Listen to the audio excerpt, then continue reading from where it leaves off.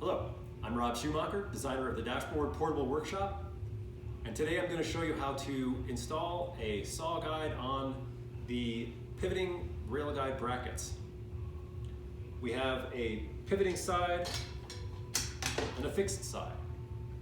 The fixed side has a specially ground pin which will fit in the slot on the underside of your saw guide. The pivoting side has a pivot plate which has this floating pressure bar which has 3 points of contact in the plate and 2 knobs to tighten it against the plate. So the first thing to do to get nice square cuts is install your saw guide on the brackets. So here's my saw guide. I'm just going to lift the pressure bar and slide the saw guide on here, just back about even with the back of the plate. And then I'm going to take the fixed side with the pin and just move it into the slot on the bottom of this fixed side. Now, you need to pick a place on your table. If it's a dashboard, you know where that is. We have a fixed location for cuts. If you have an MFT or some table you've built yourself, you can decide wherever that is, but it's good to have a single reference point.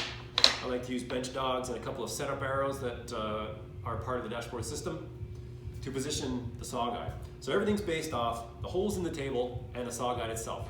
The accessories are only loosely attached in the tracks. So now I'm going to just slide those up so the saw guide contacts the setup arrows. And while my thumbs are holding the base plates of the accessories tight against these setup arrows, I'm going to just tighten one knob each on the base plates. Grab the other side, tighten the other knobs, and that's nice and solid. The next step is to tighten the knobs holding the pressure bar to the saw guide. There's a little bit of play built into the pressure bar inside the slot of the saw guide in case there's some disagreement between the side of your table and the top of your table. Maybe it's not perfectly constructed. The fact that the saw guide can move a little bit on the pressure bar helps you zero in a perfect cut. So now that is nice and snug. Remove these setup arrows and I'm ready to work.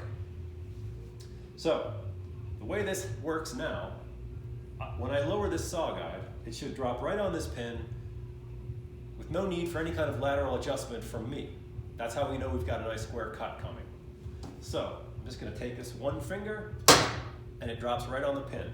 You'll see that's nice and solid. The pin fits perfectly in this slot. So you have no slop. Now I'll do that again. And it drops right on. That's what you want. Now, when you're ready to finish work, if you want to take the saw guide off, very simple. Just reach around here, loosen those knobs a turn or two, holding the pressure bar, pull off your saw guide, and you're all set to go. That's what's so great about this system. There are no tools involved. Very simple, quick, and easy to set up. Thanks for watching.